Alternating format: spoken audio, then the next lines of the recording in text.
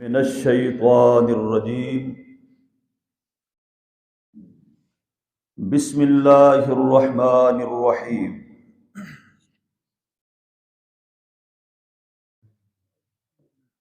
الف لام را کتاب انزلناہ الیک لتخرج الناس من الظلمات الی النور بإذن ربهم الی صراط العزیز الحمید۔ سورہ ابراہیم ہے، یہ مکی سورت ہے۔ اس کے اندر 7 رکوع ہیں اور 52 آیات مبارکہ ہے۔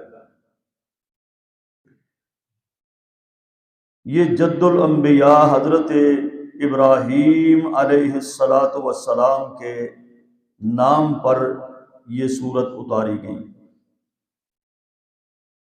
حضرت ابراہیم علیہ السلام کی اس سورت کے اندر کوئی سیرت بیان نہیں ہے، بلکہ ان کی چند ایک دعاؤں کا تذکرہ ہے جو انہوں نے مانگی تھی۔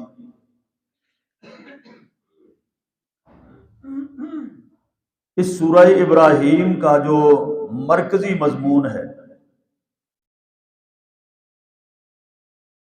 شروع کی آیت کے اندر تو اللہ پاک نے واضح کر دیا کہ یہ کتاب ہے قرآن عظیم، اس کو ہم نے اس لیے اتارا ہے اے محمد صلی اللہ علیہ وسلم آپ کی طرف، لِتُخْرِجَ النَّاسَ مِنَ الظُّلُمَاتِ إِلَى النُّورِ بِإِذْنِ رَبِّهِمْ، تاکہ آپ اس کتاب کے ذریعے، اس قرآن عظیم کے ذریعے لوگوں کو جہالت کے، کفر اور شرک کے اندھیروں سے آپ نکال کر صراط مستقیم اور توحید کے نور کی طرف لے آئیں۔ گویا کہ نور قرآن ہے، روشنی قرآن ہے۔ باقی اور جتنی تعلیمیں آج کل ہم پڑھ رہے ہیں وہ فنون ہے، کمائی کا ایک ذریعہ ہے، کمائی کا ایک ڈھنگ ہے۔ اصل علم اور اصل نور جو ہے وہ اندھیروں سے نکالنے والا، جاہلیت کو مٹانے والا اصل نور قرآن عظیم ہے۔ مرکزی مضمون اس سورت کا وہ شکر ہے، شکر۔ اس کے اندر اللہ پاک نے ساتھ ساتھ دونوں چیزوں کو بیان کیا ہے، شکر کو بھی اور کفر کو بھی۔ کفر کا مطلب ہے ناشکری، اور شکر اللہ کا شکر بجا لانا۔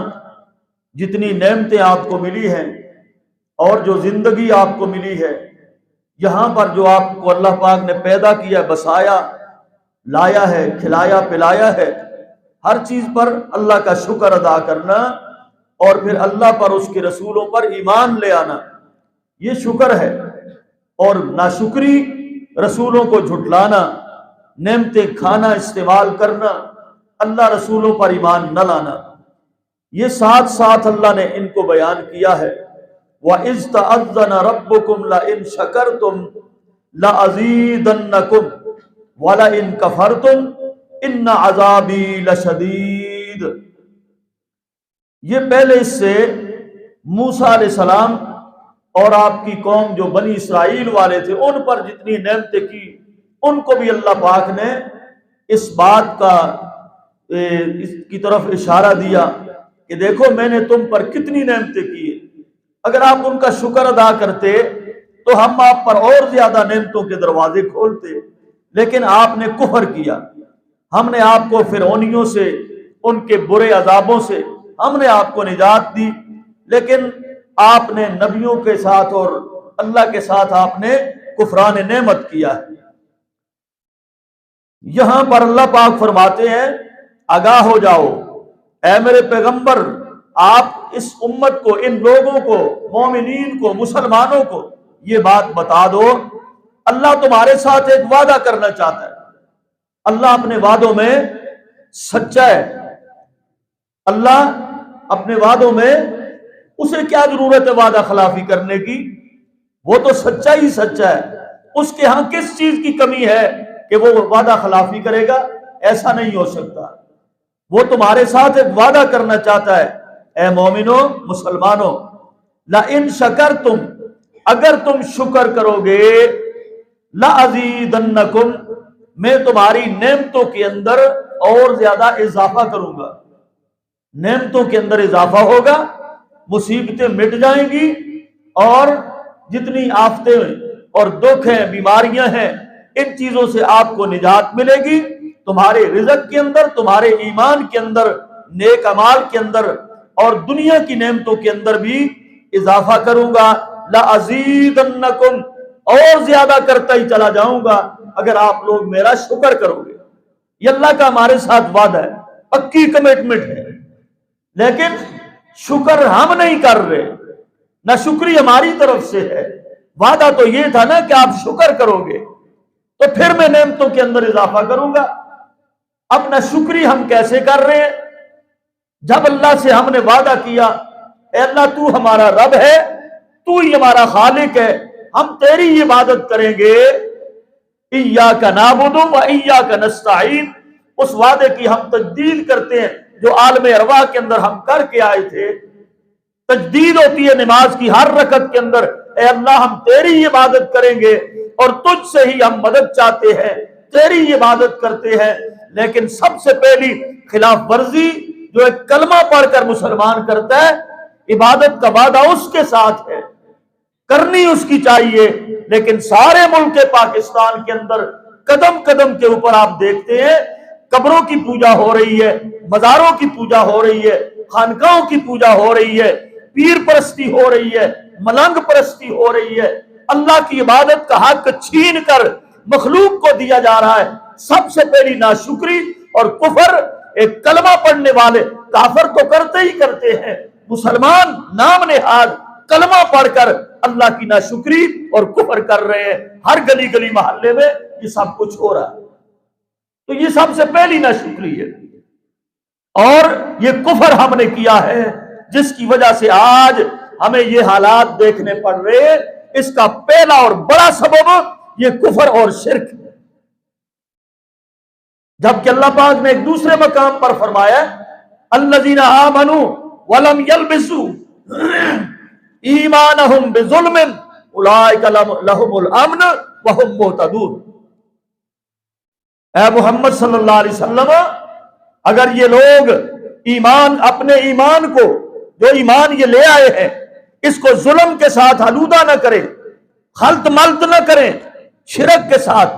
ظلم جو ہے وہ شرک ہے. ان الشرک لظلم عظیم، سب سے بڑا ظلم دنیا میں وہ شرک ہے کہ اللہ نے تمہیں پیدا کیا پھر اس کے ساتھ تم شریک بناتے ہو. اپنے ایمان کو شرک کے ساتھ لوگوں نے آلودہ کر دیا، جس کی وجہ سے آج ہم یہ حالات دیکھ رہے ہیں. اللہ ہمیں شکر کرنے والا بنا دے. اور اس کے بعد شکر کی دوسری جو چیز ہے وہ اللہ کی خاص عبادت ہے. لیکن عبادت کے اندر بھی ہم لوگ ڈنڈی مار رہے ہیں.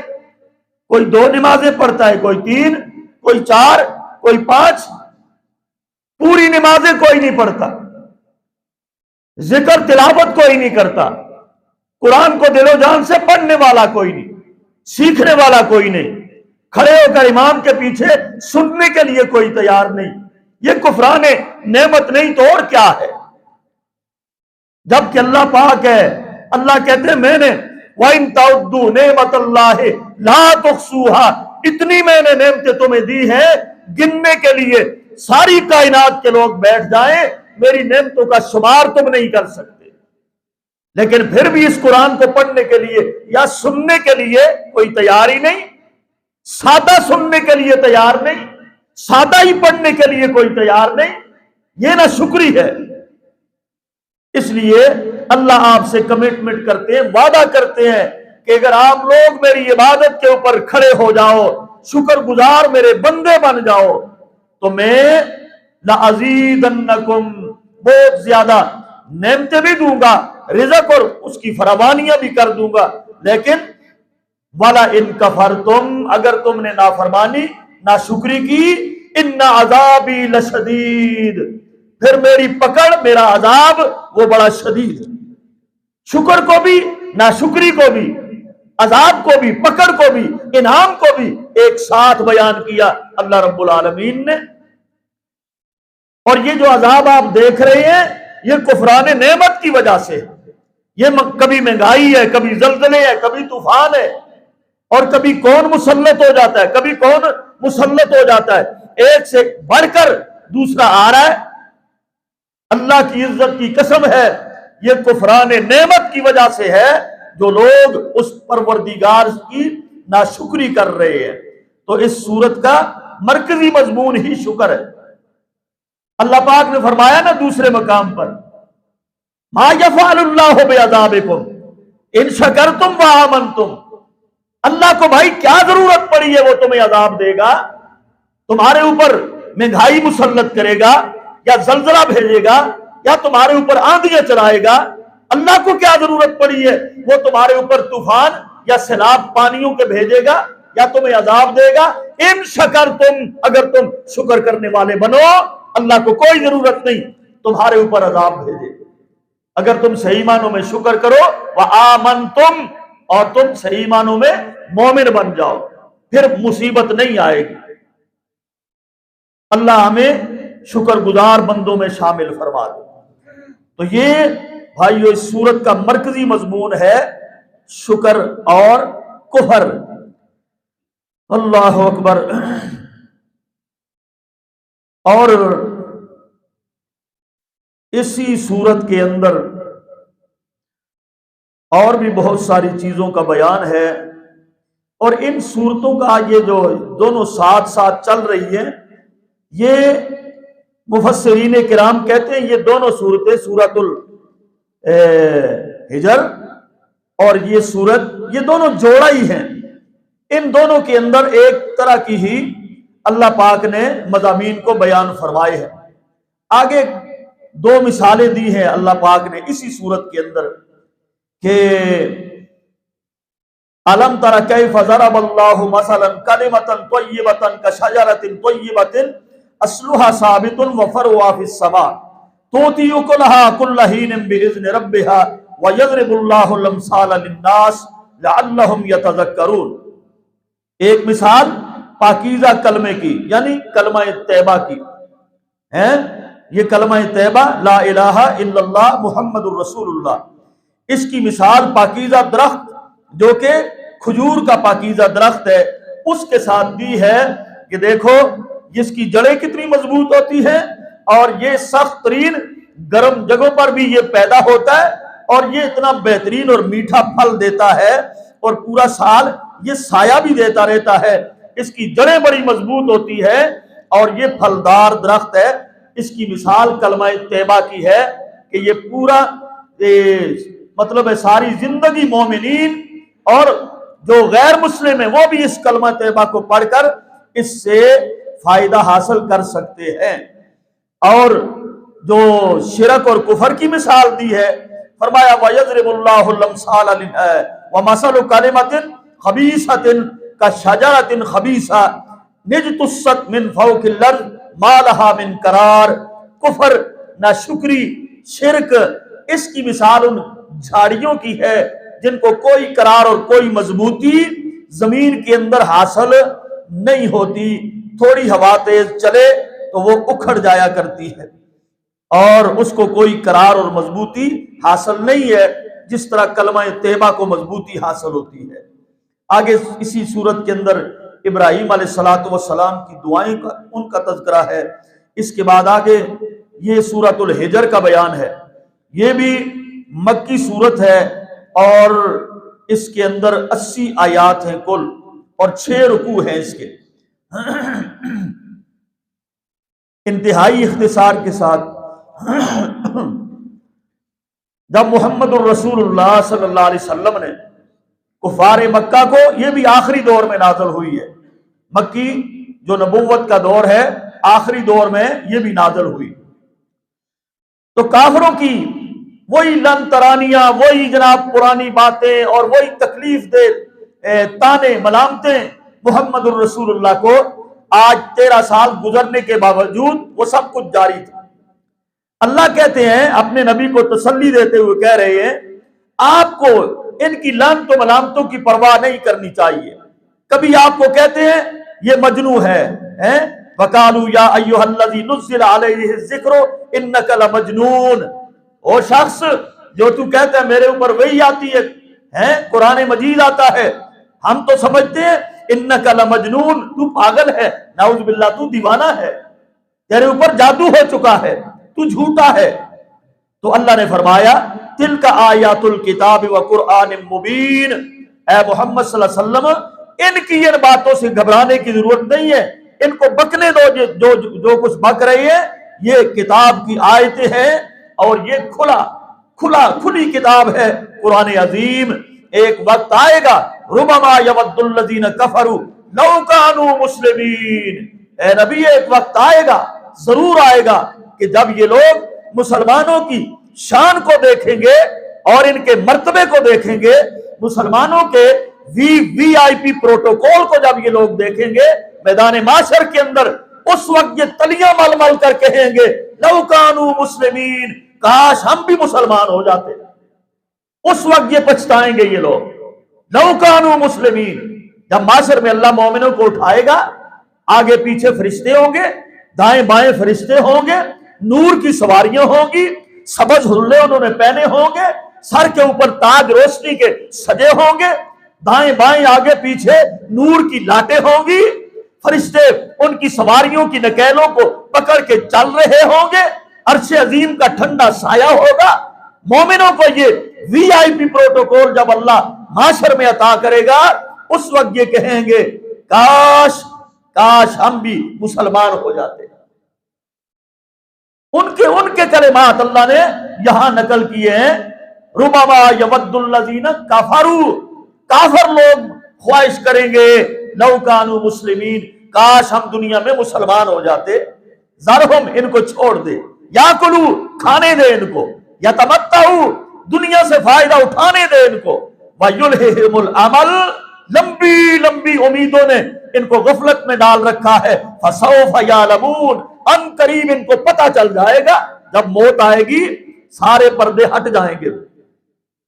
اور آگے اللہ پاک کہتے ہیں کہ یہ جو کچھ کر رہے ہیں، یہ کتاب ہم نے آپ کے لیے اتاری ہے، انا نحن نزلنا الذکر، ہم نے اس دین کو اتارا، ہم نے اس قرآن کو اتارا اور ہم ہی اس کی حفاظت کرنے والے ہیں۔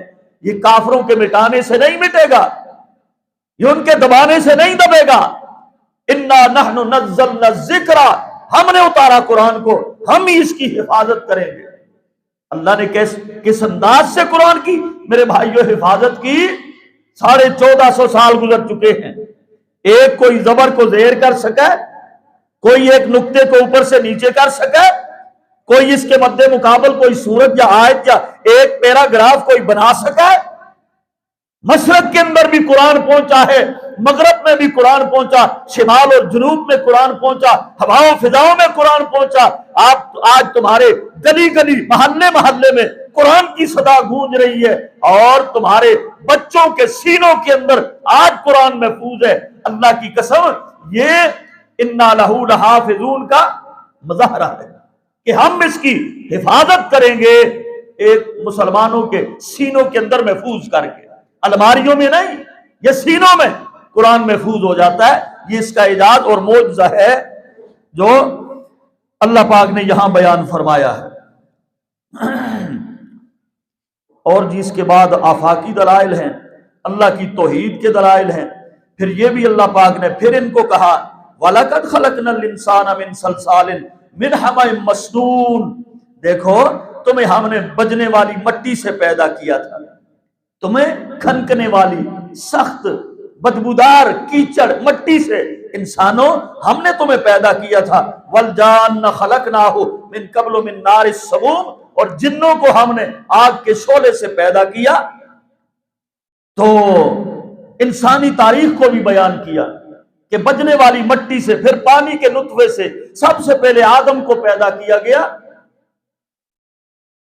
یہاں ان لوگوں کے ان جو خیالات ہیں یا جو نظریے ان کے کہ پہلے انسان کیا تھا، بندر تھا، پتہ نہیں اس سے پہلے کیا تھا، اس سے بعد بندر بن گیا، پھر پتہ نہیں کیا بن گیا ہے جی، وہ ڈرون کا نظریہ جو لوگ کچھ کافر یہودی عیسائی پیش کرتے ہیں، ایسی بات نہیں ہے۔ اللہ کہتے ہیں میں نے تمہیں بجنے والی مٹی کے کیچڑ سے، میں نے حضرت آدم کا پتلا اپنے ہاتھوں سے تیار کیا۔ یہ ہے انسانی تاریخ کی ابتدا، اپنے ہاتھوں سے اللہ نے بنایا۔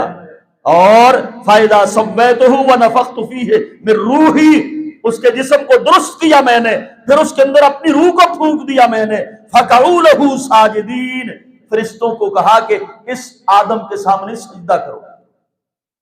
ویسے ایک بات ہے، اچھا جب بڑھتے بڑھتے پھر یہ اچھا 1 منٹ کے لیے تصور کر لے، بندر بن گیا، بندر کے بعد اچھا جی پھر آگے انسان بن گیا، اس کی دم بھی کٹ گئی، انسان بن گیا، شکل اچھی ہو گئی، یہ پھر آگے اس کا جو بڑھنا ہے وہ رک کیوں گیا ہے؟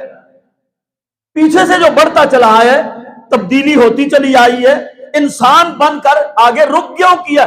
آگے کچھ اور کیوں نہیں بنا پھر؟ یہاں سے ان کی اس نظریے کی تردید ہو جاتی ہے، دفن ہو جاتا ہے۔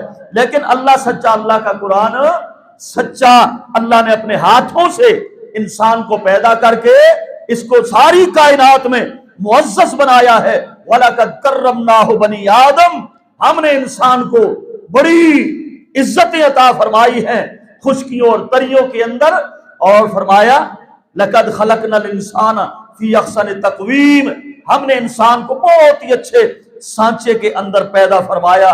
تو یہ انسانیت کی تاریخ ہے بھائیوں، اور بھی بہت سارے دلائل قدرت کے آفاقی بھی انفسی بھی اللہ نے دیے ہیں۔ اور یہاں یہ بات پھر فرمائی، دیکھو تمہارے لیے جو جنت میں نے بنائی ہے نا، نیک اعمال شکر گزاری پر جو ملے گی، اس کے 8 دروازے ہیں۔ کتنے ہیں؟ 8 دروازے ہیں۔ اور جو جہنم ہے سزا والی، اللہ کا غضب مجرموں کے لیے، لہا 7 ابواب، اس کے 7 دروازے۔ جنت کے کتنے ہیں؟ 8۔ جہنم کے کتنے ہیں؟ 7۔ یہ کیوں ہے؟ یہ 7 کیوں ہے؟ وہ 8 کیوں ہے؟ مفسرین کرام نے یہ بات لکھی ہے، یہ 7 اور 8 کا جو فرق ہے وہ یہ فرق ہے کہ گویا کہ جنت اللہ کی رحمت ہے اور جہنم اللہ کا غضب ہے۔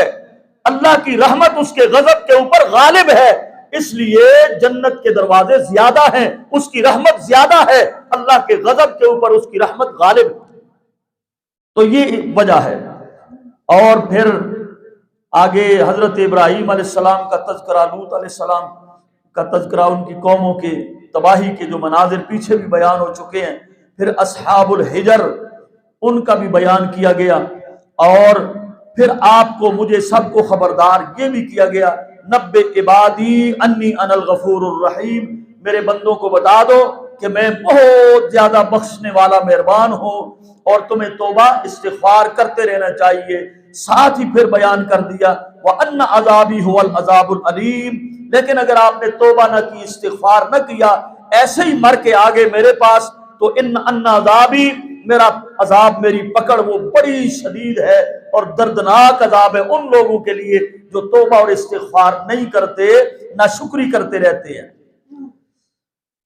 اور اس کے بعد آگے اسی صورت کے اندر اللہ پاک نے 7 مثانی کا تذکرہ کیا ہے کہ اے میرے پیغمبر، وَلَقَدْ آتَيْنَاكَ سَبْعًا مِّنَ الْمَثَانِي وَالْقُرْآنِ الْعَظِيمِ، ہم نے آپ کو 7 آیتیں دی ہیں جو بار بار پڑھی جاتی ہیں، والقرآن العظیم، اور بڑا قرآن بھی دیا ہے۔ یہ 7 آیتیں جو بار بار پڑھی جاتی ہیں وہ ہے سورۃ فاتحہ، جو نماز کی ہر رکعت میں آپ بار بار پڑھتے ہیں، وہ سورۃ فاتحہ اللہ کہتے ہیں ہم نے آپ کو عطا فرمائی، اور والقرآن العظیم، بڑا قرآن بھی ہم نے آپ کو دیا ہے۔